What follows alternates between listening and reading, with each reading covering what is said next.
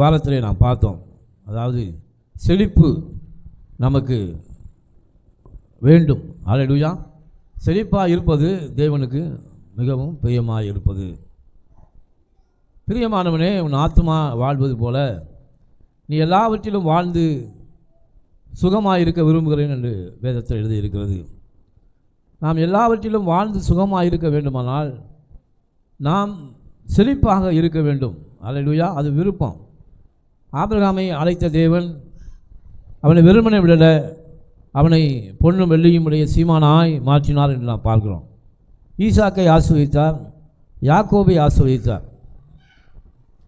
அப்போ நம்முடைய வாழ்க்கையில் செழிப்பு என்பது தேவனுடைய பிள்ளைகளுக்கான ஒரு மிக முக்கியமான அங்கீகாரம்.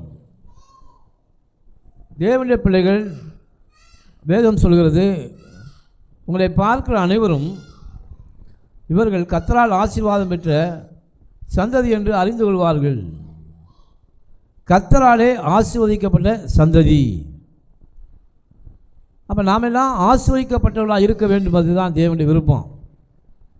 அப்போ ஆசீர்வாதத்தை சுதந்திரிக்க வேண்டும், ஆசீர்வாதத்தை நாம் பெற்றுக்கொள்ள வேண்டும், ஆசீர்வாதத்தை நாம் அடைய வேண்டும். அதற்கான முயற்சிகளிலே நாம் இறங்க வேண்டும். இப்போ பார்த்தோம்னா மிக முக்கியமாக செழிப்பை நாம் அடைவதற்கு மிக முக்கியமான ஒரு காரியத்தை குறித்து நாம் பார்க்க போகிறோம். அதாவது ஐஸ்வர்யத்தை சம்பாதிக்கிறதுக்கான ஞானத்தையும் பலனையும் நான் உனக்கு தருவேன். ஞானம், ஆண்டவர் நமக்கு கொடுத்திருக்கிற இந்த ஞானம், இந்த புத்தி மிகவும் முக்கியமானது. நாம் செழிப்பாக இருப்பதற்கு மிகவும் முக்கியமானது ஞானமும் புத்தியும். கர்த்தர் அதை தருவேன் என்று சொல்கிறார். பரிசுத்த ஆவியானவர் சொல்கிறாரு, ஐஸ்வர்யத்தை நீ சம்பாதிக்கிறதற்கு உனக்கு ஞானத்தை கொடுப்பேன், ரெண்டாவது பலனை நான் கொடுப்பேன். அப்போ ஆண்டவர் நமக்கு கொடுத்திருக்கிற அந்த ஞானத்தை வைத்து நாம் செழிப்பாக வாழ வேண்டும். பாருங்க, உலகத்தில் உள்ளவர்கள் செழிப்பாக இருக்கிறார்கள். ஆனால் அந்த செழிப்பு என்பது தேவனுடைய ஞானத்தில் அல்ல, உலக ஞானத்தில் வருவது. அதனால தான் உலக ஞானத்திலே அவர்கள் ஆசிரியக்கப்பட்டவர்களாக இருக்கிறார்கள். எப்படி எந்த அளவுக்கு அவர்கள் ஆசிரியக்கப்படுகிறார்களோ அந்த அளவுக்கு கீழையும் போயிடுறாங்க. ஆனால் வேதம் சொல்கிறது, கர்த்தருடைய ஆசீர்வாதமே ஐஸ்வர்யத்தை தரும், அதனுடைய அவர் வேதனையை கூட்டார். அப்போ கைப்பாடாய் சேர்க்கிறவன் விருத்தி அடைவான் என்று வேதம் சொல்கிறது. நாம் அதிகம் சம்பாதிக்க வேண்டும், கொஞ்சம் கொஞ்சமாய் சம்பாதித்து ஞானமாய் நாம் நடக்கும்போது கர்த்தர் நம்முடைய வீட்டை செழிப்புள்ள வீடாக கர்த்தர் மாற்றுகிறார். ஹல்லேலூயா. செழிப்பு என்பது பெரிய கோடீஸ்வரராக வாழ்வது முக்கியமில்லை. செழிப்பு, எத்தனையோ பேர் கோடீஸ்வரராக இருக்கிறார்கள், ஆனால் ஒருவேளை சாப்பாடு கூட அவர்களால் என்ன செய்ய முடியல, சாப்பிட முடியவில்லை. காரணம் என்ன? பலவிதமான வியாதிகளும் வரும் வியாதிகள் இருக்கிறது. ஆனால் செழிப்பு என்பது என்னன்னா, பிரியமானவனே, உன் ஆத்மா வாழ்வது போல நீ வாழ்ந்து சுகமாயிரு. ஆண்டவருடைய விருப்பம் என்னன்னா, நாம் வாழ்ந்து சுகமாக இருக்க வேண்டும். அப்போ ஆண்டவருடைய விருப்பம் என்னன்னா, கர்த்தர் நமக்கு கொடுத்துக்கிற அந்த ஞானத்தை, ஐஸ்வர்ய சம ஞானத்தை கொடுத்து நாம் செழிப்பாக வாழ வேண்டும் என்று தீர்மானிக்க வேண்டும். அந்த தீர்மானம் தான் நம்ம முக்கியம். அந்த புத்தி, அந்த ஞானம். பாருங்கள், ஆண்டவர் யாக்கோபை ஆண்டவர் அழைத்த தேவன். அந்த யாக்கோபு தன்னுடைய மாமனா லாபானுடைய வீட்டுக்கு போகிறான். ஆண்டவர்கிட்ட ஒரு பொருத்தனை பண்ணிட்டு போகிறான். என்ன சொல்கிறான்? ஆண்டவரே, நான் வெறும் கோலும் கையுமாக, வெறும் எந்த விதமான ஒரு சொந்த ப்ராப்பர்ட்டி என்ற எதுவுமே இல்லை, நான் போகிறதெல்லாம் உண்மை நம்பி தான் நான் போகிறேன். நான் போகும் இடத்திலே நீர் என்னை ஆசீர்வதித்து நீ என்னை பழுகி பெருக பண்ணினால் நான் திரும்பி வரும்போது உனக்கு தூணாக நிறுத்தின இந்த இடத்திலே தேவனுடைய ஆலயத்தை நான் கட்டுவேன். எனக்கு தேவரீர் கொடுத்த சகலவற்றிலும் நான் தசம பாகத்தை கொடுப்பேன். அதான் அவன் செஞ்ச பொருத்தனை. அதை செய்துவிட்டு அவன் போனான்.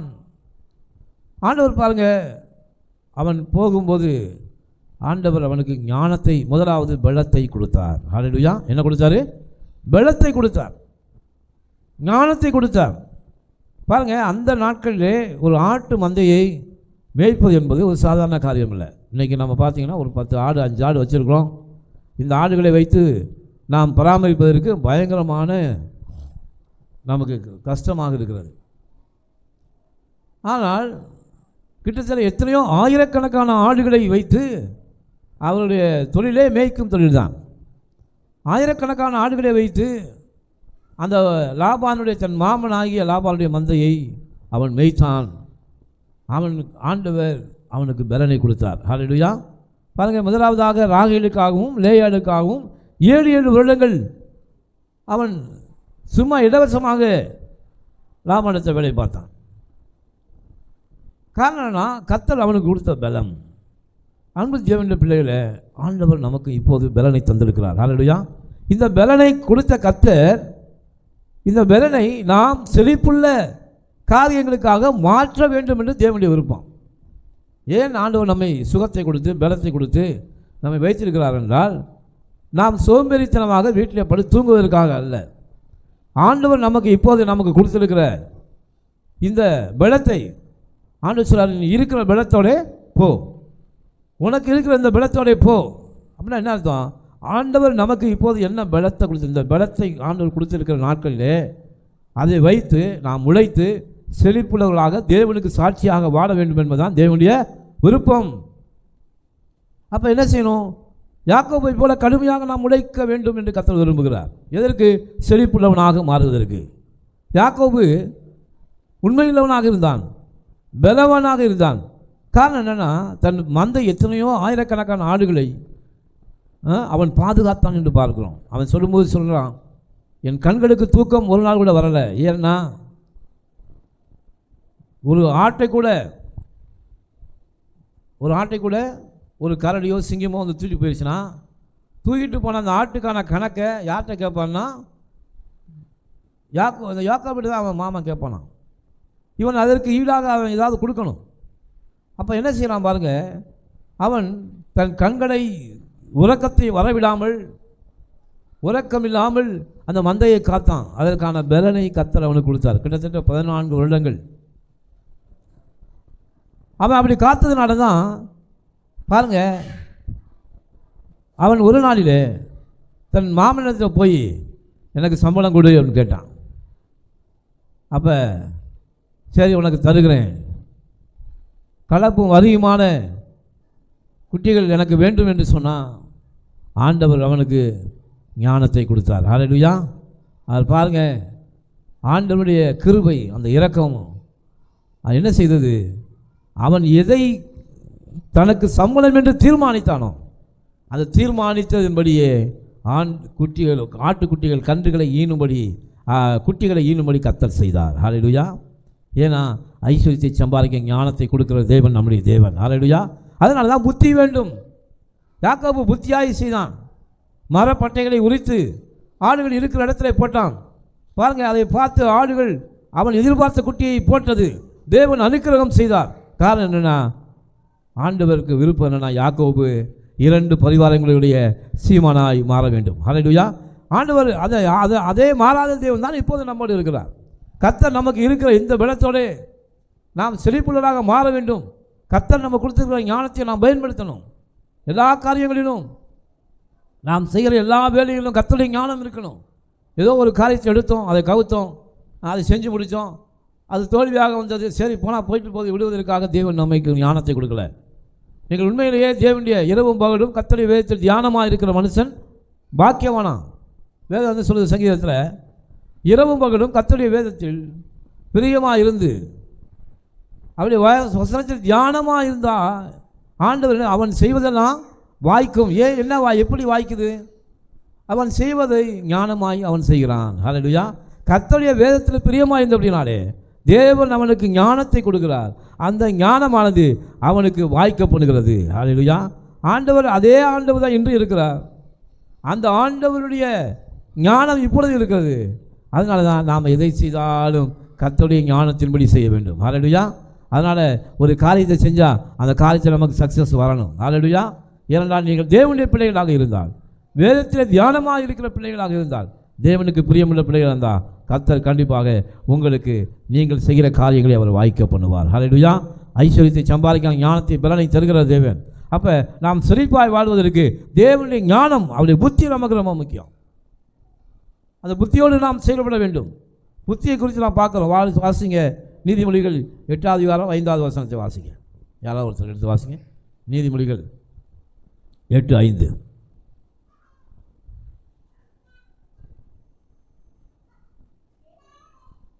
வாசிங்க. பேதைகளே விவேகம் அடையுங்கள், மூடர்களே புத்தியுள்ள சிந்தையாயிருங்கள். ஹல்லேலூயா. இப்போ நாம் ரட்சிக்கப்படுவதற்கு முன்பாக பேதைகளாக இருந்தோம். பேதைகள் என்பது என்ன? எந்த காரியத்தை எப்போ செய்வது, ஏதோ மனசு நினச்சதை கை செய்து ஏதோ நினச்சதை செஞ்சுட்டு போகிறவங்க தான் பேதைகள். எந்த ஒரு காரியத்தையும் ஞானம் இல்லாமல் செய்வது தான் பேதைகளுடைய காரியம். அதே போல் மூடர்களும் முட்டாள்களும் எதை எப்பொழுது செய்ய வேண்டும் என்று செய்யாமல் செய்வார்கள். ஆனால் ஆண்டவர் என்ன சொல்றாருன்னா, விவேகம் அடையுங்கள். ஹல்லேலூயா. புத்தியுள்ள சிந்தையாக இருங்கள்.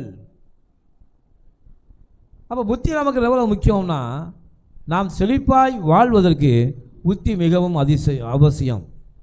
பாருங்கள், இன்றைக்கி எத்தனையோ வியாபாரம் பண்ணுறாங்க. புத்தியாய் செயல்படுகிறவர்கள் சக்ஸஸாக கோடீஸ்வரனாக மாறுறாங்க. ஏனென்றால் புத்தியை பயன்படுத்துகிறார்கள், தேவனுடைய ஞானத்தை பயன்படுத்துகிறார்கள், தேவனுடைய வல்லமையை பலனை பயன்படுத்துகிறார்கள். யாக்கோபு அதைத்தான் செஞ்சான். பாருங்கள், ஆண்டவரோட உதவி கேட்டான். ஆண்டவர் அவனுக்கு ஞானத்தை கொடுத்தாரு. அவனுக்கு ஏராளமான ஆடுகள் சேர்ந்தது. ஹல்லேலூயா. பாருங்கள், அவனுக்கு சம்பளமாய் பெறப்பட்ட மந்தை லாபானுடைய மந்தையை காட்டிலும் அதிகமாய் பெரியது. ஆண்டவர்கிட்ட அவன் கேட்டதுனால. ஹல்லேலூயா. பாருங்கள், அவன் தேவன் கொடுத்த ஞானத்தை வைத்து செழிப்புள்ளவனாக மாறினான். அதற்கு யாக்கோபு உதாரணம். ஹல்லேலூயா. அதே ஞானம்தான், அதே வேத வசனம்தான், அதே காரியம்தான் இன்றைக்கும் நம்முடைய கரங்களில் வேத புத்தகத்தில் இருக்கிறது. நாம் நிச்சயமாக தேவனுடைய வசனங்களை தியானிக்கிறவர்களாக நாம் தினமும் இருந்தால், அவன் நீர்க்காடுகளின் ஓரமாய் நடப்பட்டு தன் காலத்தில் தன் கனியை சேர்ந்து இலையுதிராது இருக்கிற மரத்தை எப்படி இருப்பான் இருக்கிறபடி கர்த்தர் நமக்கு நாம் செய்கிற எல்லா வேலையிலும் ஞானத்தை கொடுப்பார். ஹல்லேலூயா. இந்த ஞானமானது நம்மை செழிப்புள்ளதாக மாற்றும். அப்போ பாருங்கள், பேதைகளே விவேகம் அடையுங்கள். ஹல்லேலூயா. அப்போ விவேகம் என்பது என்னென்னா, ஒரு காரியத்தை எப்போ எந்த காரியத்தை செஞ்சால் எதை நாம் செய்தால் இது சரியாக நமக்கு சக்ஸஸாக வரும் அப்படி என்று யோசித்து செய்கிறவன் தான் விவேகம் உள்ளவன். ஹல்லேலூயா. அந்த யோசனையை கர்த்தர் தருகிறார். ஆமென். ஹல்லேலூயா. ஆண்டவரிடம் அதை கேட்க வேண்டும். ஆண்டவரே, நான் செய்கிற இந்த காரியத்தில் எனக்கு சக்ஸஸாக கொடுங்க. ஹல்லேலூயா. எனக்கு வெற்றியை கொடுங்க. யாக்கோபை போல சொல்லுங்கள், ஆண்டவரே, நான் செழிப்புள்ளவனாக மாற வேண்டும், எனக்கு விவேகத்தை கொடுங்க, என் பேதமையை என்னை விட்டு விலக்கப்படுங்கள் என்று தேவனிடம் நாம் சொல்ல வேண்டும். அப்பொழுது கர்த்தர் நம்மை ஆசீர்வதிப்பார். 1 வசனத்தை வாசிங்க. அதே 8வது அதிகாரம் 9வது வசனத்தை வாசிங்க.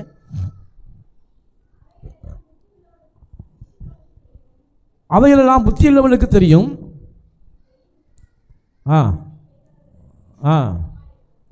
புத்தியுள்ளவனுக்கு தெளிவும் ஞானத்தை பெற்றவர்களுக்கு யதார்த்தமாக. புத்தியுள்ளவர்கள் ஞானத்தை பெற்றவர்கள். ஹல்லேலூயா. ஞானத்தை பெற்றவர்கள் புத்தியுள்ளவர்கள். அப்போ புத்தி எவ்வளவு அவசியம்னு நம்ம பார்க்கணும். அப்போ நாம் எந்த காரியத்தை செய்தாலும் புத்தியோடு செயல்பட வேண்டும். அப்பொழுது நாம் செழிப்புள்ளவர்களாக மாற முடியும்.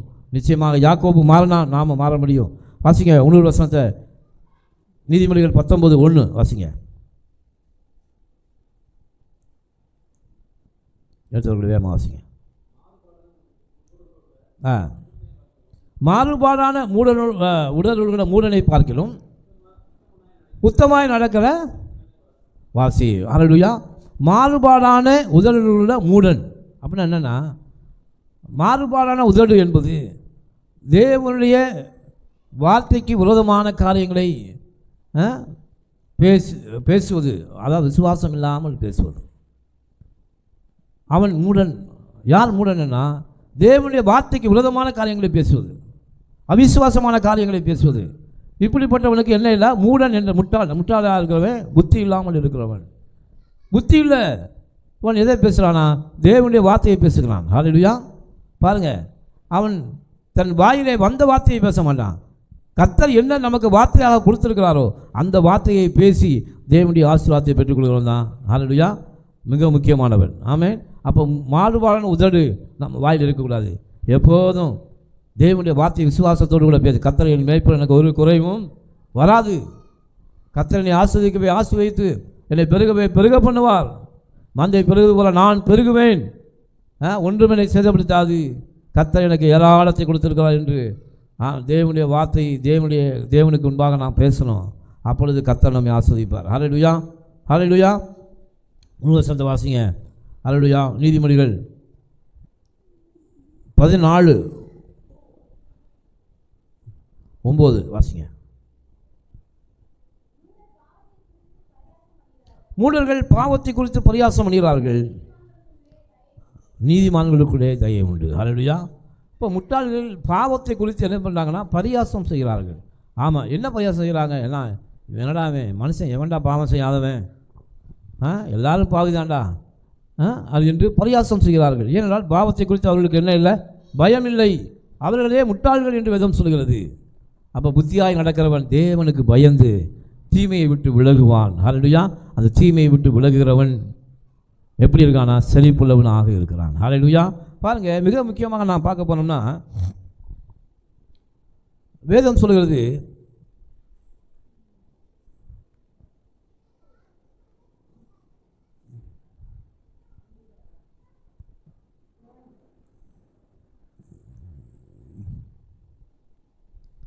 வாசிப்போம். மத்தேயு 7:24 வாசிங்க. மத்தேயு 7:24.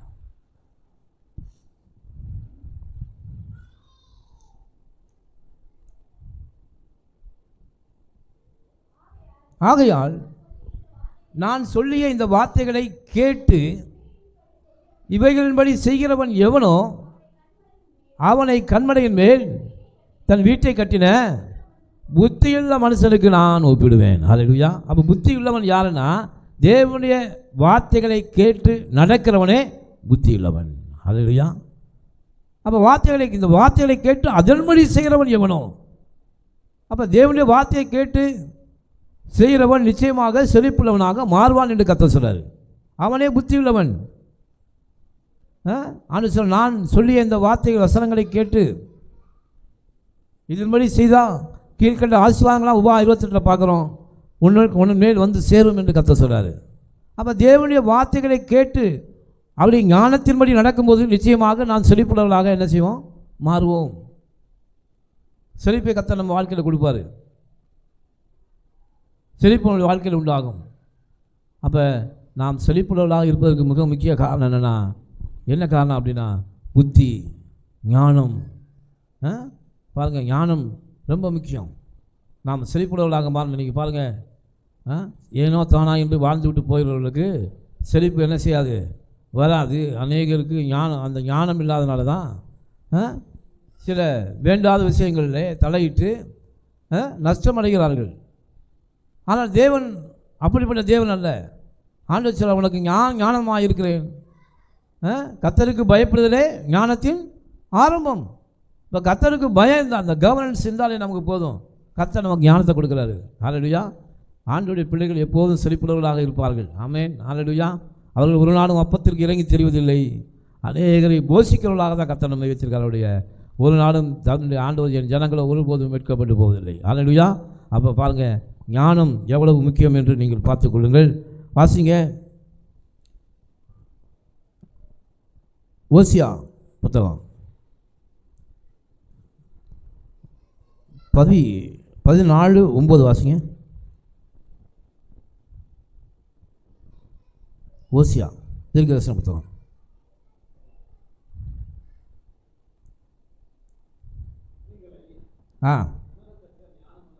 இவைகளை உணரத்தக்க ஞானம் உள்ளவன் யார்?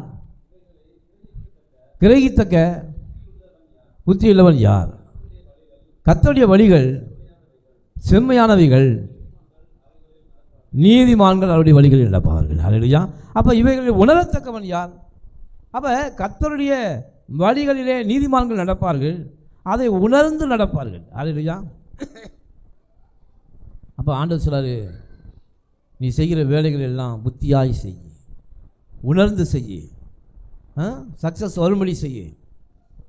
ஆண்டவர் நமக்கு ஒரு ஞானத்தை கொடுத்துருக்காரு. அவன் செய்வதெல்லாம் வாய்க்கும் என்று கர்த்தர் சொல்லியிருக்கிறாரு.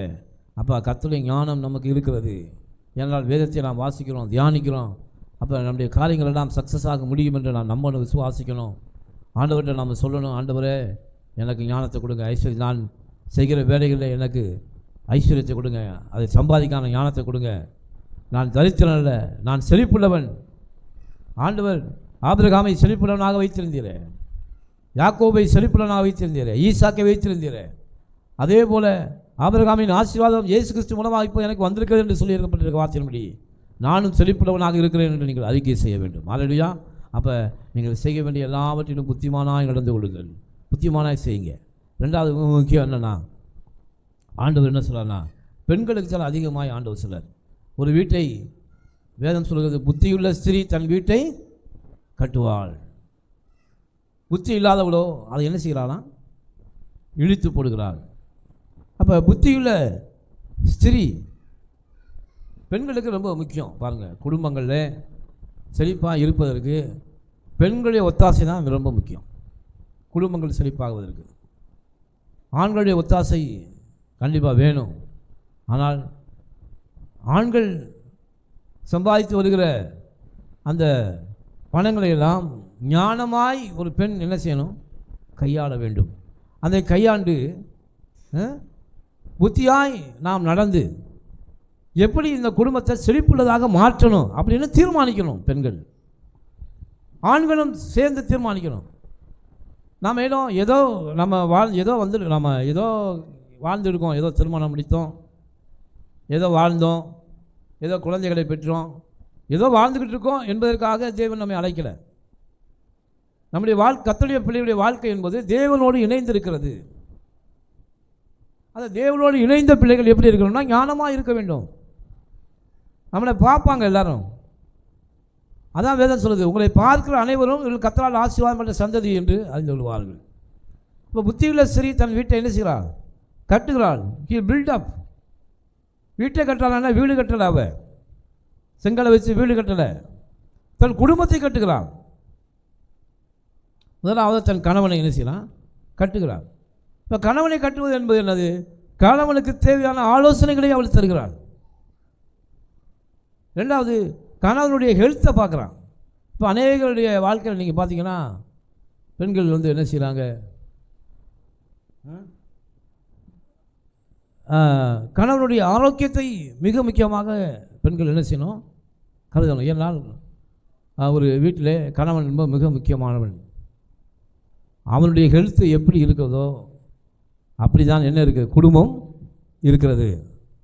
அப்போ புத்தியில் பெண் என்ன செய்வானா, தன் கணவனுக்கு தேவையான சத்தான ஆகாரத்தை அவள் கொடுக்கணும்.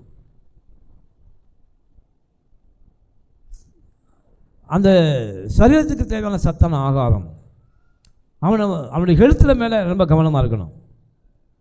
ஏதோ ஆக்கணும், வெந்தது திண்டோம், விதி வந்தால் போவோம் அப்படின்னு இருக்கக்கூடாது. கர்த்தருடைய பிள்ளைகள், ஆண்டவர் புத்தியுள்ள பெண்கள் கணவனுடைய ஹெல்த்துக்கு தேவையான எல்லாவற்றையும் ப்ரொவைட் பண்ணணும். பாஸ்டர் எங்கே எங்களுக்கு காசு என்ன பணம் இருக்குது, அந்தளவுக்கு சத்தான சாப்பாடு சாப்பிடுவதற்கு எங்களுக்கு என்ன வசதி இருக்கா அப்படின்னு நீங்கள் சொல்லக்கூடாது. ஏனென்றால் ஒரு பெண்ணுக்கு தலையானவன் கணவன், கணவனுக்கு தலை கிறிஸ்து. அப்போ குடும்பத்தின் தலைவன் மிக முக்கியமானவன், அவன் தான் அந்த குடும்பத்தின் செழிப்புக்கு காரணமானவன்.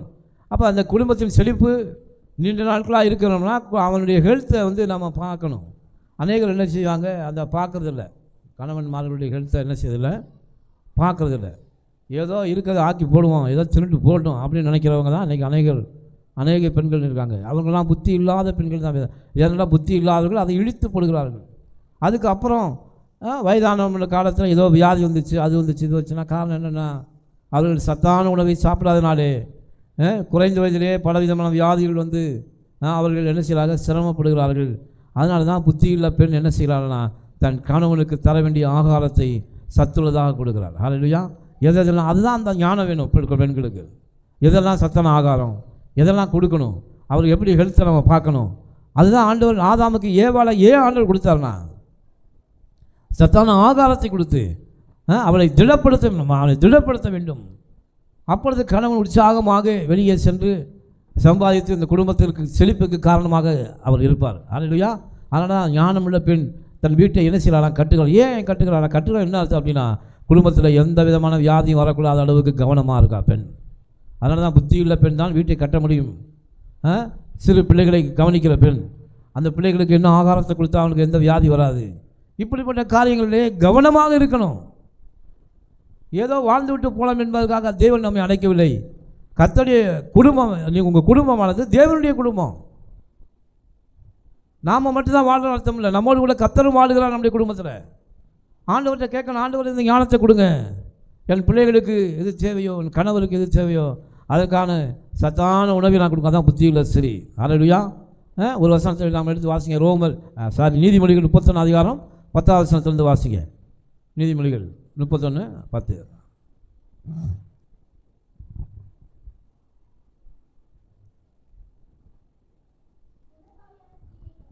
குணசாலியான ஸ்திரியை கண்டுபிடிப்பவன் யார்?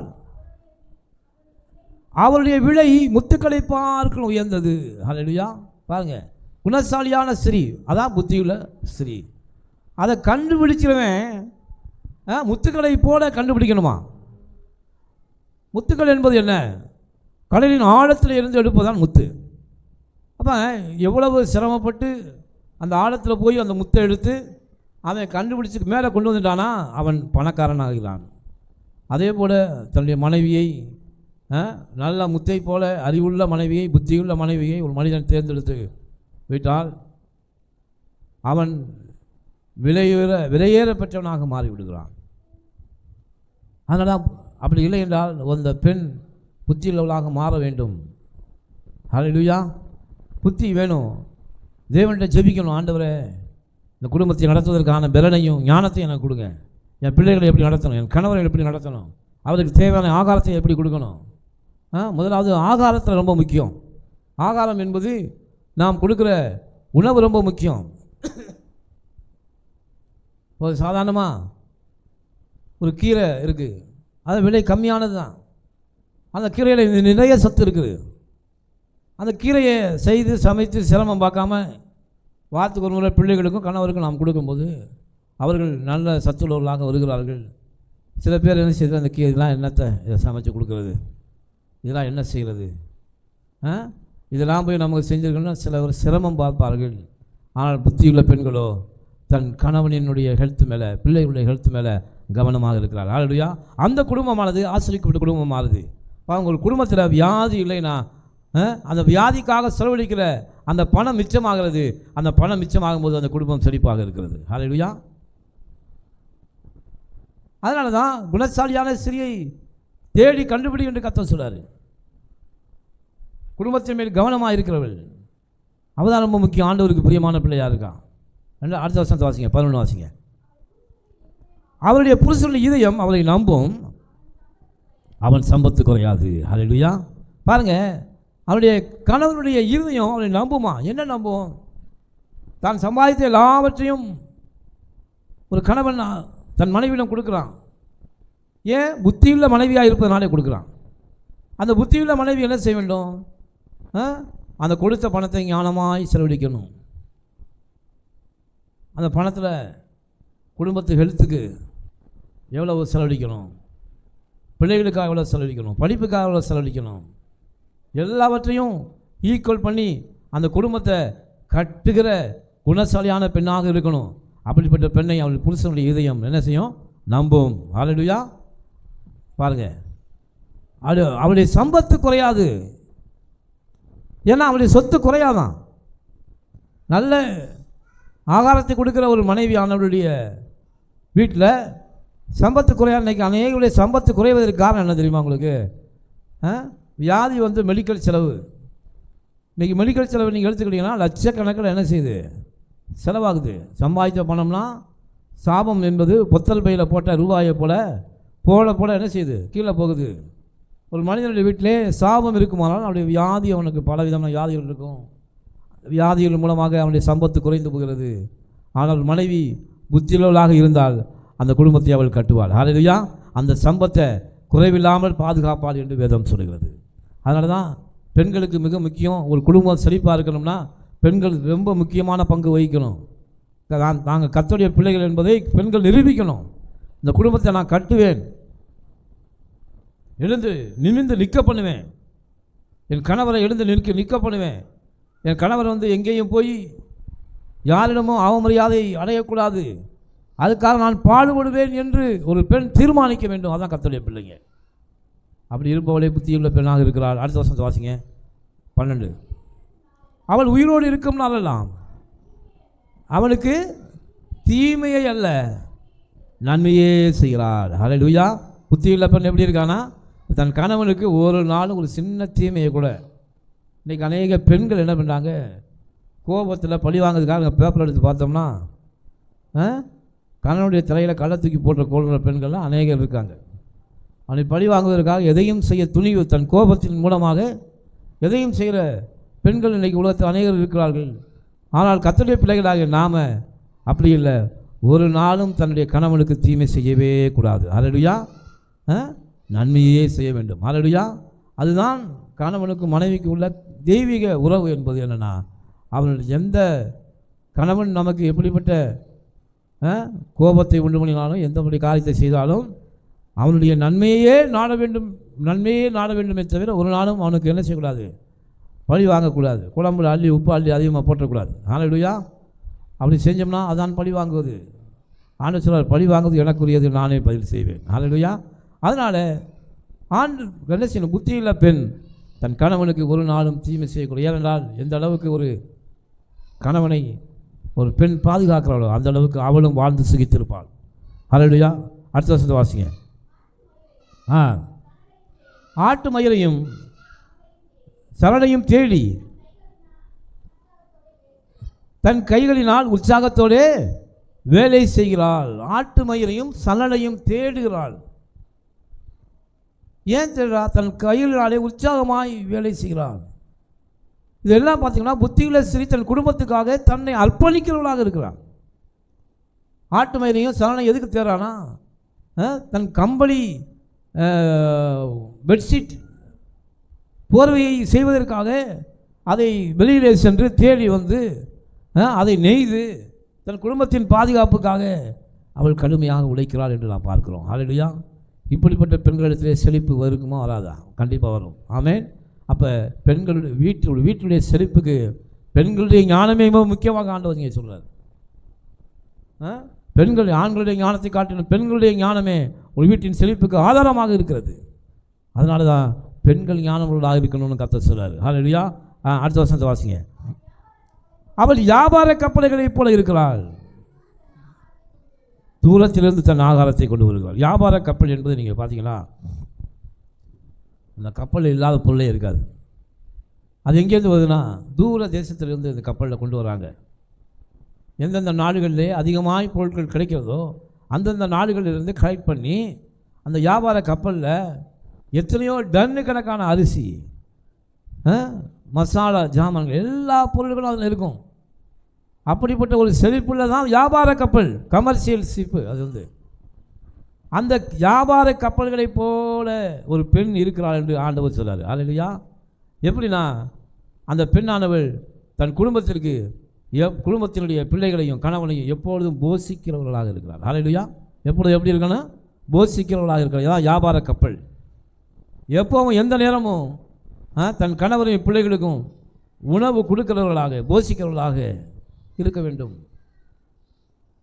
தன் மனைவியை பார்க்கும்போது ஒரு கணவனுக்கு நிம்மதி வரும். ஹல்லேலூயா. மனைவி இருப்பதனாலே தன்னுடைய போஜனம் உறுதியாக இருக்கிறது. அவள் நல்ல ஆகாரத்தை சமைத்து எனக்கு கொடுப்பாள். ஹல்லேலூயா. அப்போ அவங்க வியாபார கப்பல்களை விட வியாபார கப்பல் என்னென்னா செழிப்புக்கு அடையாளம். ஹல்லேலூயா. அப்போ ஒரு மனைவியானவள் ஒரு குடும்பத்துக்கு செழிப்பு என்பது மனைவி தான் முக்கிய காரணம். ஹல்லேலூயா. அந்த மனைவி தான் செழிப்புள்ளவர்களாக மாற்றுகிறார்கள் குடும்பத்தை. ஏன்னா அவளே ஒரு செழிப்பு தான். ஆண்டவர் வேதம் பரிசுத்த ஆவியான சும்மா சொல்லலை, அவள் செழிப்புள்ளவளாக இருக்கிறாள். வியாபார கப்பல்களைப் போல தூரத்திலிருந்து உணவை கொண்டு வராங்க. பார்த்துங்க, அந்த உணவானது ஒரு குடும்பத்துக்கு தேவையான உணவானது எவ்வளவு தூரம் இருந்தாலும் அவ்வளவு தூரம் போய் அந்த உணவை அந்த தானியத்தை சேகரித்து தன் வீட்டுக்கு கொண்டு வந்து அதை ருசியுள்ள உணவாக சமைத்து தன் குடும்பத்தாருக்கு போஷிக்கிறவள் தான் புத்தியுள்ள மனைவி. ஹல்லேலூயா. அப்போ வியாபார கப்பல்கள் போல செழிப்புள்ளவர்களாக நாம் இருக்கணும். அடுத்த வருஷத்தை வாசிங்க. இருட்டோடு எழுந்து தன் வீட்டாருக்கு ஆகாரம் கொடுத்து தன் வேலைக்காரிகளுக்கு படி அடக்கிறாள். அல்லேலூயா. பாருங்க, இருட்டோடே எழுந்திருக்கிறாள். இது ரொம்ப முக்கியம். இன்றைக்கி அநேக பெண்கள் இருட்டு என்பது என்னென்னா, எத்தனை மணி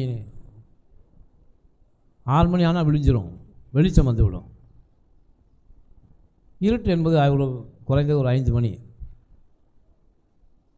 5 மணிக்கு ஒரு பெண் எழுந்து தன் வீட்டு காரியங்களை கவனிக்க ஆரம்பித்தா அந்த வீடு நிச்சயமாக செழிப்புள்ளதாக இருக்கும். அல்லேலூயா. இருக்குமா இருக்காதா?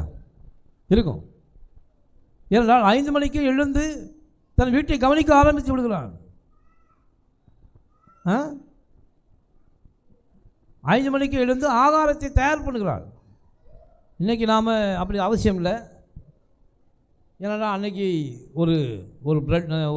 ஒரு பிரெட்டு செய்யணும்னா கோதுமை எடுக்கணும், பிசையணும், அதுக்கான சில காரியங்கள்லாம் செஞ்சால் தான் ஆகாரம் எத்தனை மணிக்கு 5 மணிக்கு ஆரம்பித்தா 8 மணிக்கு கிடைக்கும். நம்ம நாடுகள் அப்படி இல்லை. அரிசி இருந்தால் சோறை சுடுதண்ணில் போட்டால் சோறு வந்துடும், எதையாவது சாப்பிட்டு போயிடலாம். சில நாடுகள் அப்படி கிடையாது. அப்போ 5 மணிக்கே எழுந்து அவள் உணவு சமைக்க ஆரம்பித்தா தான் 8 மணிக்கு பிள்ளைகளுக்கு கொடுத்து தம்பா அவங்கள வைக்க முடியும். அது தன் பிள்ளைகளுக்கு மாத்திரமல்ல, தன் வேலைக்கார பெண்களுக்கும் அவள் படி அடைக்கிறாள் என்று வேதம் சொல்கிறது. அல்லேலூயா. அதாவது 2வது கொடுக்குற குணம் இருக்கணும் எல்லாத்துக்கும். ஏன்னா கொடுக்குற குணம் இருந்தால் தான் ஒரு மனிதன் செழிப்பாக மாற முடியும். வேதத்தின்படி பார்த்தா கொடுங்கள், அப்பொழுது உங்களுக்கு கொடுக்கப்படும். இந்த பூமியில் நாம் ஆசிரியக்கப்படணும், செழிப்புள்ளவர்களாக வரணுக்கு மிக முக்கிய காரணம் தேவனுக்கு கொடுக்கணும், மற்றவர்களுக்கு நாம் கொடுக்க பழகணும். ஏன்னா பூமியுடைய பிரமாணமே அதுதான். விதைப்பும் அறுப்பும் தான் பூமியுடைய பிரமாணம். இந்த பூமியில் ஒரு 10 ரூபா வச்சு நீங்கள் அப்படியே வச்சுருந்தீங்கன்னா 1000 வருஷம் ஆனாலும் அந்த 10 ரூபா அப்படியே தான் இருக்கும். உங்கள்கிட்ட எவ்வளோ இருக்கோ அப்படியே தான் இருக்கும். நீங்கள் எப்போ கேட்டாலும் ஒரு 5 வருஷம் கழிச்சு கேட்டால் என்னப்பா அவன்கிட்ட எவ்வளோ ரூபா இருக்குது? 10 ரூபா இருக்குங்க, அப்படி தான் சொல்ல முடியும். இதே 10 ரூபாயை நீங்கள் விதைத்தீர்களானால் அந்த 10 ரூபா 1000 ரூபாயாக மாறும். அதனால தான் ஆண்டவர் சொல்றார், கொடுங்கள் அப்பொழுது கொடுக்கப்படும். அல்லேலூயா. இந்த பூமியிலே பிரமாணத்தின்படி விதையுங்கள், அறுவடை செய்வீர்கள். அல்லேலூயா. அப்போ இந்த பெண் என்ன பண்ணுறான்னா, இந்த குடும்பத்தினுடைய நல்ல காரியங்களுக்காக, நல்ல ஆசீர்வாதத்துக்காக தன் வேலைக்காரர்களுக்கு நேரத்துக்கு படி அழகிறான். கொடுப்பதிலும் அவள் சரியாக இருக்கிறாள். அப்போ அது ரொம்ப முக்கியமானது நமக்கு. அப்போ அந்த செழிப்பு எப்படி வருதுன்னு பாருங்கள். அதிக இருட்டோடு எழுந்திருக்கணும். அல்லேலூயா. எழுந்திருப்போம்.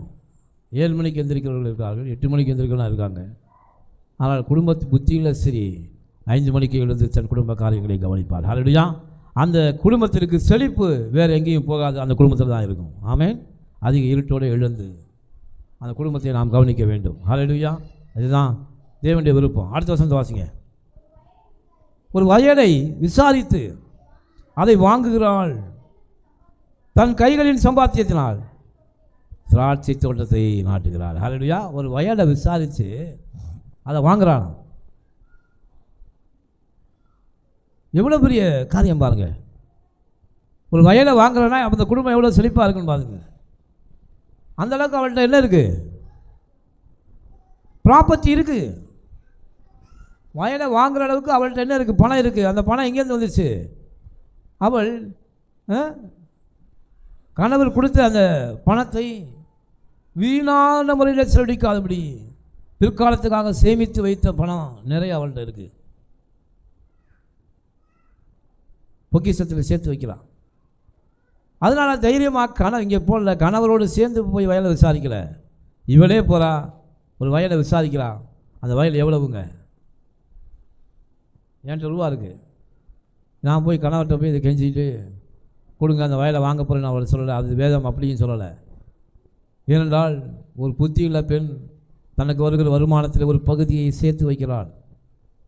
சேர்த்து வைப்பதனாலே ஒரு வயலை விசாரிக்கிறாள், வாங்குகிறான், திராட்சை தோட்டத்தை அதில் நாட்டுகிறாள். ஒரு திராட்சை தோட்டம் ஒரு பிள்ளை ஒரு மனுஷனுக்கு இருந்தால் அந்த குடும்பம் எப்படி இருக்கும்? செழிப்புள்ளதாக இருக்கும். அப்போ காரணம் இப்படிப்பட்ட ஆசீர்வாதங்களெல்லாம் யாருடைய கையில் இருக்குதுன்னா மிக முக்கியமாக பெண்களுடைய கையில் இருக்குதுன்னு கர்த்தர் சொல்கிறார். ஹல்லேலூயா. ஒரு குடும்பத்தை செழிப்புள்ளவர்களாக மாற்ற வேண்டும் என்பது பெண்களுடைய கடமை, தேவனுடைய பிள்ளைகளுடைய கடமை. கர்த்தரை விசுவாசிக்கிற எல்லா பெண்களும் ஆண்டுடைய பரிசுத்த ஆவியின் அறிவை கொண்டு தன் குடும்பத்தை செழிப்புள்ளவர்களாக மாற்ற முடியும். ஒரு பெண்ணாலே ஒரு குடும்பத்தை தலை நிமிர்ந்து நிற்க வைக்கவும் முடியும், இல்லைன்னா அந்த வீட்டை இழுத்து தள்ளவும் முடியும். ஹல்லேலூயா. அதைத்தான் ஆண்டவர் சொல்றார். அடுத்த வருஷத்தை வாசிங்க, முடிச்சிடுவோம். தன்னை பலத்தால் இடைகட்டி கொண்டு தன் கைகளை பலப்படுத்துகிறாள். ஹல்லேலூயா. பலத்தால் இடைகட்டுகிறாளாம். நீ பார்த்துங்க, இடுப்பு வலி உள்ளவங்களுக்கு ஒரு மெடிக்கலில் ஒரு பெல்ட் கொடுப்பாங்க.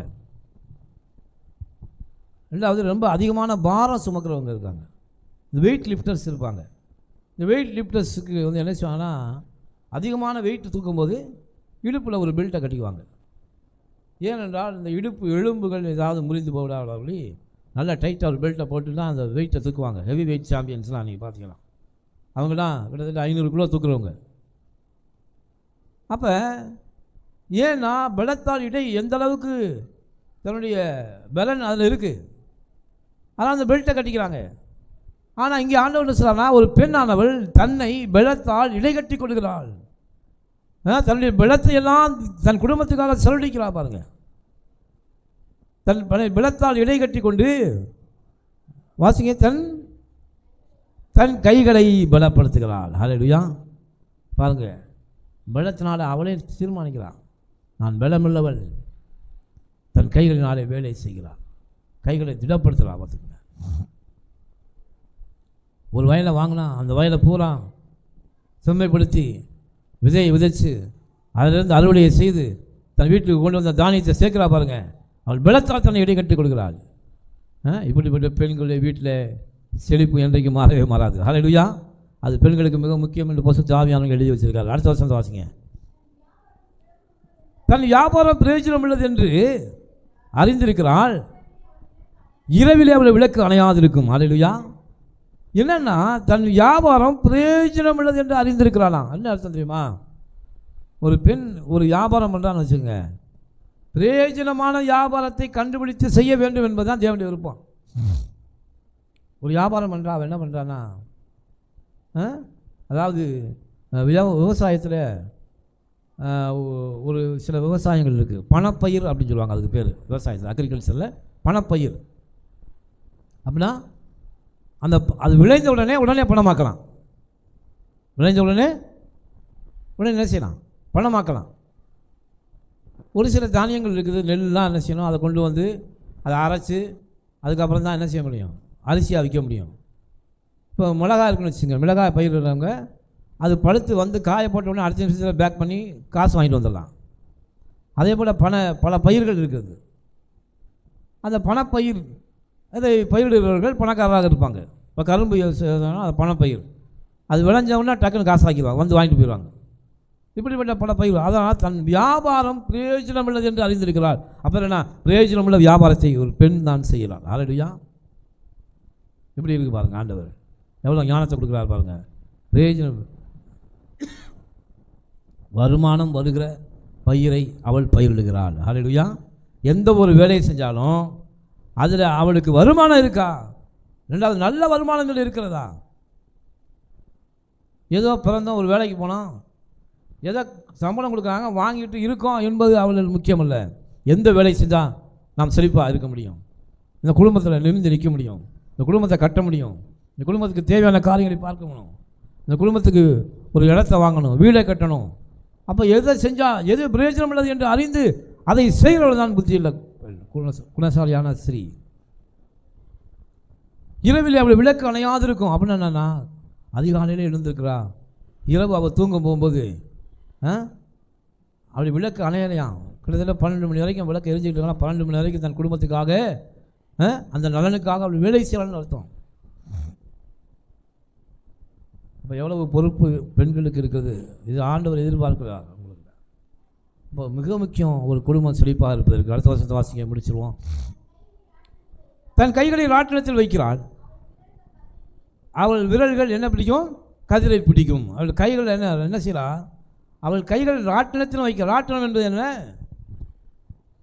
ராட்டினம் என்பது நூல்களை உருவாக்குவதுதான் ராட்டினம். அந்த நூலை கொண்டு புடவைகள் நெய்யலாம், பெரிய பெரிய பெட்ஷீட்டுகள் எல்லாம் நெய்யறதுக்கு அந்த நூல்களை உருவாக்கலாம். அப்போ முதலாவது சில அவள் கைகள் ராட்டினத்திலும் வைக்கிறா, அதே சமயம் வயலில் போய் கதிரையும் பிடிக்கிறான். அவள் கைகள் பிடிக்கிறது. இல்லை நான் ராட்டினத்தை நான் நட்டுக்கிட்டே இருக்கேன், நான் ராட்டினத்தை எனக்கு இந்த வேலையே போதுங்க. ஒரு சிலர் என்ன பண்ணுவாங்க, தான் பார்த்த எந்த வேலைக்கும் அந்த வேலையை பார்த்துருந்தா போதும், அடுத்த வேலைனா காலத்தை பிரயோஜனப்படுத்தி கொள்ளுங்கள். தனக்கு எப்பெல்லாம் காலம் சமயம் கிடைக்கிறதோ அப்பெல்லாம் அந்த டைமை காசாக்குறது தான் புத்தியுள்ள பெண். விவசாய அறுவடை காலம் வந்தோடனே கதிரை கையில் பிடிச்சி கதிரை இருக்க போகிறான். நூல் நூக்க வேண்டிய காலம் சும்மா இருக்காமல் நூல் நூக்குறான். அவள் தன்னுடைய காலத்தை இவளுக்கு வீணாக செலவழிக்கவில்லை, தன் குடும்பத்தின் நலனுக்காக ஒவ்வொரு நிமிடமும் செலவழிக்கிறான். அதனால் அவருடைய கணவன் தலை நிமிர்ந்து நடக்கிறான். ஹல்லேலூயா. இதுதான் ப்ராசஸ். இதுதான் ரட்சிக்கப்பட்ட, அதாவது கிறிஸ்துவின் குடும்பத்தினுடைய நிலைமை இப்படி தான் இருக்கணும். இன்றைக்கி போட்டி வருது, நீ எவ்வளோ சம்பாதிச்சேன், நான் எவ்வளோ சம்பாதிச்சேன். இது இருந்தால் வாழ்க்கையில் குடும்பம் என்ன செய்யாது, எந்த முன்னேற்றம் வராது. குடும்பத்துக்குள்ளே ஈகோ இருக்கவே கூடாது. கணவன் மனைவிக்குள்ளே என்ன இருக்கக்கூடாது, ஈகோ இருக்கக்கூடாது. நீ அதிகமாக சம்பாதிச்சு, நீ கொஞ்சமாக சம்பாதிச்ச, நீ வேலைக்கு போகல, நீ சம்பாதிக்கலை, இப்படிலாம் இருக்கக்கூடாது. யார் சம்பாதித்தாலும் அந்த பணத்தை கொண்டு எப்படி நாம் முன்னேற வேண்டும் என்பது தான் சிந்தனையாக இருக்கணும். இதை கொண்டு எப்படி நாம் வளரணும், கர்த்தர் கொடுத்த காலத்தை பிரயோஜனப்படுத்தணும், எப்படி இதை கொண்டு நாம் முன்னேற வேண்டும் என்பதை சிந்திக்கணும். சண்டை போட்டே கிடந்தா எந்த குடும்பத்திலையும் முன்னேற்றம் வராது. கணவன் மனைவி 2 பேரும் சேர்ந்து ஆலோசனை பண்ணி ஒரு காரியத்தை செய்தால் அந்த காரியம் வாய்க்கும். ஹல்லேலூயா. எங்கே 2 அல்லது 3 பேர் கூடி நாம் ஜெபிக்கும் உங்கள் மத்தியிலே நான் கடந்து வருவேன். நான் சொல்கிறேன், 2 அல்லது 3 பேர் பூமியிலே ஒருமனப்பட்டிருந்தால் அந்த காரியம் வாய்க்கும். ஹல்லேலூயா. கணவன் ஒரு பக்கம் மனவர்களுக்கு ஏட்டிக்கு போட்டியாக செஞ்சோம்னா அந்த குடும்பத்தில் ஒரு நாள் முன்னேற்றம் வரவே வராது. அதனால் எந்த வேலையாக இருந்தாலும் பரவாயில்ல, அதில் வருமானம் இருக்கா, என் குடும்பத்துக்கு அது உதவும், கொடுங்க, அந்த வேலையை நான் செய்கிறேன். கதிர் இருக்க கூப்பிட்றீங்களா, போகிறேன். ராட்டின நெய்ய கூப்பிட்றீங்களா, போகிறேன்.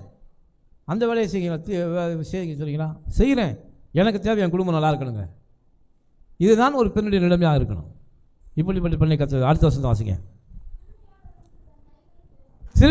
சிறுமியானவர்களுக்கு தன் கைகளை திறந்து ஏழைகளுக்கு தன் கரங்களை நீட்டுகிறாள். ஹல்லேலூயா. பாருங்கள், மிக முக்கியம் தான் சிறுமியானவர்களுக்கு. அதாவது இவர் சிறுமியானவர்கள் என்ன அர்த்தம் போட்டுருக்குன்னா, இவர் செழிப்பாக இருக்கா, அதே சிறுமியாக இருக்கிறவர்களுக்கு தன் கைகளை திறக்கிறான், ஏழைகளுக்கு தன் கொடுத்து உதவுகிறான். தன் கைகளை மூடுவதில்லை.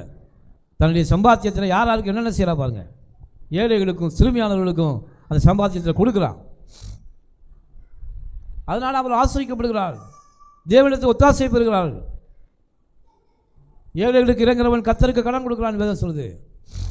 தேவனுடைய ஒத்தாசையும் அவளுடைய பலனையும் வைத்து வீட்டை நடத்துகிறாள். அவள் செழிப்புள்ளவர்களாக மாறுகிறாள். அடுத்த வருஷம் வாசிங்க. தன் வீட்டார் அனைவருக்கும் இரட்டைப்பறை உடுப்பு இருக்கிறதுனால் குளிருக்கு பயப்படாது. ஹல்லேலூயா. பாருங்கள், ஆயத்தம் பண்ணி குளிர்காலம் வருவதற்கு முன்பாகவே தன் குடும்பத்தாருக்கு இரட்டைப்புறை டபுள் நெட்டட் பெட்ஷீட்டை தயார் பண்ணுறான்.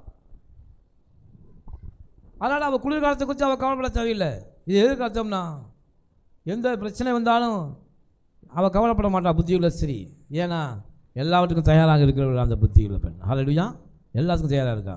குளிர்காலம் வருதா, டபுள் நெட்டட் பெட்ஷீட்டை நான் நெஞ்சு வச்சுருக்கேன், அதை எடுத்து அவங்க என் பிள்ளைகளுக்கு கொடுத்து போத்திக்க வைப்பேன்.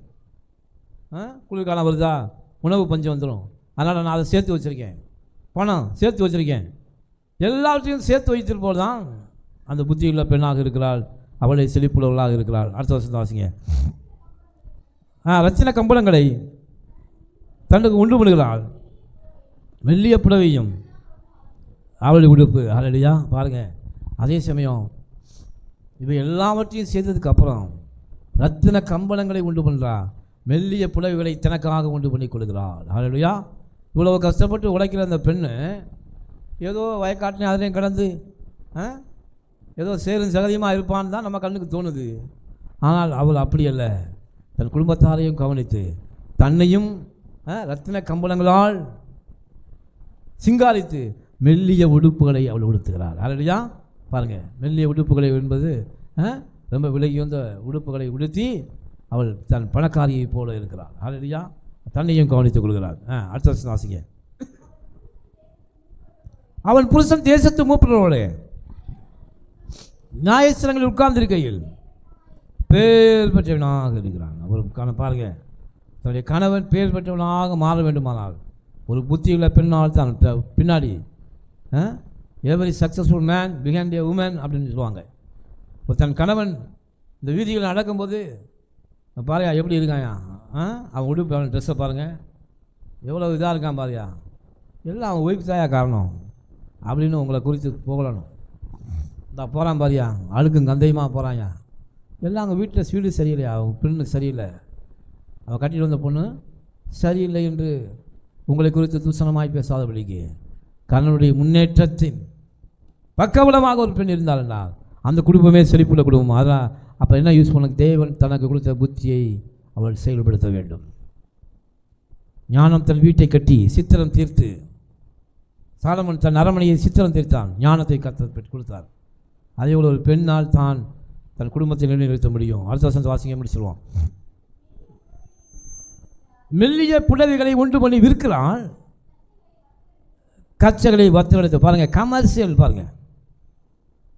மெல்லிய புடவை ஒன்று பண்ணி தூர தேசத்து வியாபாரிகளுக்கு அதை விற்கிறானா, எவ்வளோ பெரிய வருமானம், எவ்வளோ பெரிய வருமானம் பாருங்கள் அந்த குடும்பத்துக்கு. இவை எல்லாம் ஒரு பெண் தான் செய்கிறாள் என்று பார்க்கும்போது ரொம்ப ஆச்சரியமாக இருக்குது. அப்போ ஒரு பெண்ணிடத்தில் கர்த்தர் எவ்வளோ பொறுப்பை கொடுத்துருக்கா பாருங்கள். ஒரு பெண்ணால் தான் நிச்சயமாக ஒரு குடும்பம் செழிப்பாக இருக்கணும். அதற்கு தேவனுடைய ஞானம் புத்தி வேண்டும். அவள் வியாபார கப்பல்களை போல இருக்கிறாள். அடுத்த வருஷம் வாசிப்போம் முடிச்சு. அவள் உடை பலமும் அலங்காரமாக இருக்கிறது, வருங்காலத்தை பற்றி மகிழ்கிறாள். அல்லேலூயா. இன்றைக்கி அநேகருடைய காரணம் என்னென்னா, வருங்காலத்தில் நம்ம பிள்ளைக்கு என்ன செய்ய போகிறோம், இந்த பிள்ளைக்கு என்ன செய்ய போகிறோம், இந்த பிள்ளைக்கு என்ன செய்ய போகிறோம், கையில் ஒன்றுமே இல்லையே, இப்படி கவலைப்படுற பெண்கள் தான் அதிகமாக இருக்காங்க இன்றைக்கி.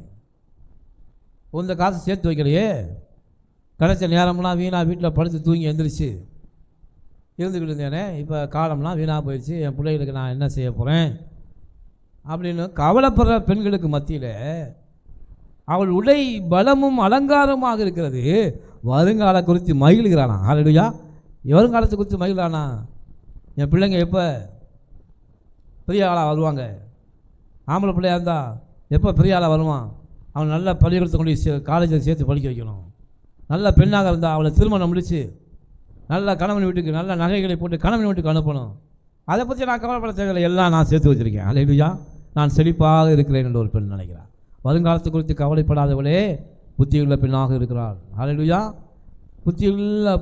இல்லாத பெண்கள் தன்னுடைய காலத்தை எல்லாம் வீணாக செலவழித்து விட்டு, கிடைத்த பணத்தையும் வீணாக செலவழித்து விட்டு வருங்காலத்தை குறித்து கவலையோடு உட்காந்துருப்பாங்க. ஏண்டா என் பிள்ளை பெரிய பிள்ளை ஆயிடுச்சே, இவ்வளோ சீக்கிரத்தில் இப்படி ஆயிடுச்சே, நாம் இவளுக்கு என்ன செய்ய போகிறோம் அப்படின்னு கவலையாக உட்கார்ந்துருப்பார்கள். ஆனால் புத்தியுள்ள பெண்ணோ மகிழ்கிறாள் என்று வேதம் சொல்கிறது. அல்லேலூயா. எப்போ என் பிள்ளைக்கு கல்யாணம் வைக்கணும் வைப்பேன், ஏன்னா நான் கர்த்தர் எனக்கு செழிப்பை கொடுத்துருக்கிறார். அல்லேலூயா. ஆமாம். அடுத்த வருஷத்தை வாசிக்க முடிச்சிடுவோம். தன் வாயை ஞானம் விளங்கத்திருக்கிறாள், அவள் ஞானின் மேல் இருக்குது. ஞானம் விளங்க தன் வாயை திறக்கிறாள்னா எந்த வார்த்தையை பேசினாலும் கர்த்தருடைய விசுவாசத்தின் வார்த்தையை பேசுகிறான். ஞானம் விளங்க என்ன அர்த்தம், ஒரு நாளும் அவள் புலம்ப மாட்டான். யார்ட்டையும் போய் பக்கத்து வீட்டில் போய் என்ன செய்ய போகிறேன்னு தெரியலையா, என்ன செய்ய போகிறேன், என் காலத்தை குறித்து என்ன செய்ய போகிறேன், நான் நாளைக்கு என்ன செய்ய போகிறேன். ஞானம் அவள்கிட்ட இருக்குது, புத்தி இருக்குது, கர்த்தர் கொடுத்த ஞானம் அவள்கிட்ட இருக்குது. அதனால் தைரியமாக போய் யார்கிட்டையும் அவள் புலம்ப வேண்டிய அவசியம் இல்லை. கர்த்தருக்கு எனக்கு உள்ள டீலிங்கு, கர்த்தர் நான் ஞானமாக இருக்கேன், உழைக்கிறேன், கர்த்தரை ஆசிரியப்பார், என் குடும்பத்தை நான் கட்டுவேன். அல்லேலூயா. யார்கிட்டையும் போய் நான் புலம்புறனால அவன் எனக்கு 10 ரூபா கொடுக்க போகிறதில்லை. அதனால் தன் வாயை ஞானம் விளங்க திறக்கானா, தன் வாயை விசுவாசத்து உள்ள வார்த்தைகளை பேசி ஆசீர்வாதத்தை பெற்றுக் கொடுக்கிறாள். அல்லேலூயா. தயையுள்ள போதகம் இடத்தில் இருக்குது. தயையுள்ள போதகம்னா ஆண்டவரை பற்றி சொல்லலாம். ஆண்டவரை இயேசுவை விசுவாசிங்க, அவர் உங்களை பார்த்துக்காருங்க, உங்கள் பிரச்சனைகளை அவர் தீர்ப்பாருங்க. எனக்கு தீர்த்தாரு, உங்களுக்கும் தீர்ப்பாருங்க. அதான் தயையுள்ள போதகம். அல்லேலூயா. அடுத்த வசனத்தை வாசிங்க. அவள் சோம்பலின் அப்பத்தை புசியாமல் தன் வீட்டு காரியம் எப்படி நடக்கிறது என்று கண்ணோக்கமாக இருக்கிறார். ஹல்லேலூயா. சோம்பலின் அப்பத்தை புசியாமல். சில பேர் பாருங்கள், சாப்பிடுவதே சோம்பலாகவே தான் இருக்கும். என்னது, ஏதோ சோறை போட்டு 2 வறுக்கு எள்ளி வாயில் போடுவான், அதை ஒரு சாப்பிட்றதுக்கே சாப்பிட்றதே சோம்பலாக சாப்பிடுவாங்க. அந்த அப்பத்தை அவள் புசிக்கலை. அவள் அதை சாப்பிட்டு டக்கு டக்குன்னு சாப்பிட்டு தன் வீட்டு காரியங்கள் எப்படி நடக்கிறது என்று எப்படி இருக்கலாம், கண்ணோக்கமாக இருக்கிறார். ஹல்லேலூயா. சாப்பிடக்கூட அவளுக்கு நேரம் இல்லை. இதுதான் அர்த்தம் அந்த வசனத்துக்கு. டக்கு டக்குன்னு அள்ளி போட்டுவிட்டு அடுத்த 1 நிமிஷம் போய் அங்கே என்ன வீட்டு காரியம் எப்படி இருக்குது, அங்கே நெல்லை காய போட்டோமே, அதை போட்டோமே, துணியை துவைச்சி போட்டோமே, மழை வருது, அதில் கண்ணோக்கமாக இருக்கா. இப்படிப்பட்ட குடும்பம் செழிப்பாக இருக்கும். அடுத்த வசனத்தை வாசிங்க. அவள் பிள்ளைகள் எழும்பி அவளை பாக்கியவதி என்பார்கள். அவள் புருஷனும் பார்த்து அநேக பெண்கள் குலசாலிகளாக இருந்தார்கள், நீயோ அவள் எல்லாருக்கும் மேம்பட்டவள் என்று கணவனுடைய ரிப்போர்ட் எப்படி இருக்குது பார்த்துங்க. ரொம்ப முக்கியம். இன்றைக்கி ஒரு கணவர்கிட்ட போய் நம்ம விசாரித்தோம்னா, ஐயா அவங்க மனைவி எப்படி இருக்கா அப்படின்னு கேட்டோம்னா 1000 புலம்புறவங்களை தான் நான் அநேகமாக பார்த்துருக்கேன். ஐயே ஏன் கேட்குறீங்க, அவளை வச்சு நான் கட்டி இழுக்கிறதே பெரிய பாடாக இருக்குது, இம்சையாக இருக்குது. அவள் செய்து அப்படி செய்கிறா, ஒன்றும் சரியில்லைங்க, குடும்பத்தை அப்படி இருக்கா அப்படி வச்சுருக்கா, இப்படிப்பட்ட புலம்புகளை அநேகர் பேசுவதை நான் கேட்டுருக்கிறேன். ஆனால் அந்த பேர் வாங்கக்கூடாது. புத்தியுள்ள பெண் எப்படி பேர் வாங்கணும்னா, என் மனைவி இருப்பதனால தான் நான் இதுவரை இருக்கிறேன். அவள் இருக்கிறானா நான் தைரியமாக தோளில் துண்டப்பட்டு நடக்கிறேயா, அவள் என் குடும்பத்தை எல்லாத்தையும் பார்த்துக்கிறாயா. எனக்கு ஆண்டவர் கொடுத்த புத்தியுள்ள மனைவி கர்த்தர் அருளும் ஈவு வேதம் சொல்லுது. புத்தியுள்ள மனைவியை கர்த்தர் எனக்கு கொடுத்துருக்காரு. அதனால் நான் எதை குறித்து நான் கவலைப்படல. தைரியமாக 4 பேர்கிட்ட வீதியில் வந்து உட்காந்து நான் உங்களோட பேசிக்கிட்டு இருக்கேன். காரணம்னா என் குடும்ப காரியங்களை அவள் கவனிச்சுக்கிறாயா. அவள் என் மனைவி புத்தியுள்ளவள் என்று கணவன் புலம் என்ன செய்கிறான். பிள்ளைகள் என்ன செய்கிறாங்க, எங்கள் அம்மாவை போல யாருமே இல்லைங்க, எனக்கு நேரத்துக்கு சாப்பாடு கொடுத்து எனக்கு ஆகாரத்தை கொடுத்து என்னை பள்ளிக்கு அனுப்பி இப்படியெல்லாம் எல்லாம் செய்கிறான் எங்கள் அம்மா. பிற்காலத்தில் அது என் அம்மா ஒரு பாக்கியவதி என்று பிள்ளைகள் சொல்ல வேண்டும். அடுத்த வருஷத்தை வாசிக்க முடிச்சிருவோம். அது சௌந்தரியம் வஞ்சனை உள்ளது, அழகும் வீண், கர்த்தருக்கு பயப்படுகிற பெண்ணே புத்தியுள்ள பெண்ணாக இருக்கிறார். அல்லேலூயா. இன்றைக்கி பாருங்கள், அநேக பெண்கள் தன்னை அலங்கரித்துக் கொள்வதற்கு மிக முக்கியத்துவம் கொடுக்குறாங்க, தன்னை சிங்காரித்துக் கொள்வதற்கு அதிக முக்கியத்துவம் கொடுக்குறாங்க. அதே சமயத்தில் வீட்டில் விட்டு விடுகிறார்கள். ஆண்டவர் சொல்கிறாரு, அவங்களுக்கு சொல்கிறாரு, அழகும் சௌந்தரியம் வீணானது. அழகும் சௌந்தரியத்தை குறித்து நீ கவலைப்பட்டு அதற்கான நேரத்தையும் பணத்தையும் செலவழிக்காத. கர்த்தருக்கு பயப்படுகிற பயமே நிரந்தரமானது என்று கர்த்தர் அறிவுரை சொல்கிறார். அல்லேலூயா. அதனால் ஆண்டவர் இந்த நாளில் கூட ஒரு நல்ல மனைவி தன் வீட்டை செழிப்பாக மாற்ற முடியும். தேவனுடைய புத்தியும் ஞானமும் ஒரு பெண்ணுக்கு இருந்தால் அந்த குடும்பம் செழிப்புள்ளதாக மாறும், ஆசிரியக்கப்பட்ட குடும்பமாக மாறும். இதுதான் கர்த்தர் நாளே நம்மோடு பேசின வார்த்தைகள். அல்லேலூயா. அதனால் தேவனுடைய ஞானத்தை பெற்று தேவனுடைய வேதத்தை இரவும் பகலும் தியானமாக இருப்போம். அப்பொழுது நீங்கள் செய்ததெல்லாம் வாய்க்கும் என்று கர்த்தர் சொல்வார். அல்லேலூயா. அதனால் கர்த்தருடைய வசனத்திலே தியானமாக இருங்கள். கர்த்தர் உங்களுக்கு புத்தியை தருவார். குடும்பத்தை இந்த ஆண்டுடைய வார்த்தையின்படி கட்டுங்கள். அல்லேலூயா. பிள்ளைகளுக்கு எல்லாத்தையும் நீங்கள் ஒரு ஆல்ரவுண்டராக இருக்கணும். ஒரு கிரிக்கெட் மேட்ச்சில் ஒரு இருந்தாலும் ஆல்ரவுண்டர் இருப்பார், எல்லாத்துலேயும் ஜொலிப்பார் அவர். அதே போல் உங்கள் குடும்பத்தில் நீங்கள் ஒரு ஆல்ரவுண்டராக இருந்து எல்லா காரியங்களையும் நீங்கள் திறம்பட செய்கிறாங்க. நீங்களே ஆசிரியக்கப்பட்ட பெண் என்று கர்த்தர் சொல்கிறார். அதான் புத்தியுள்ள ஸ்திரீ தன் வீட்டை கட்டுகிறாள், புத்தியுள்ள பெண் தன் வீட்டை செழிப்பாக வைக்கிறாள். கண்கள் மூடி நான் ஜெபம் பண்ணுவோம். ஹல்லேலூயா.